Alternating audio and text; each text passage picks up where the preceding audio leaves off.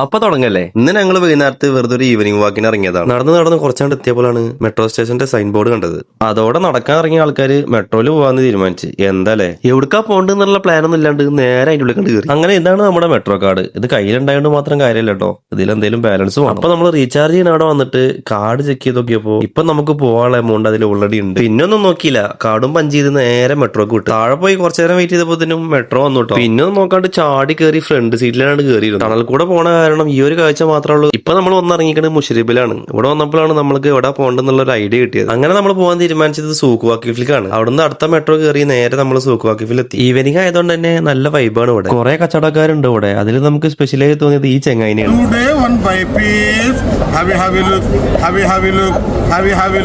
Very, very good. Have a look. Today 1 by piece.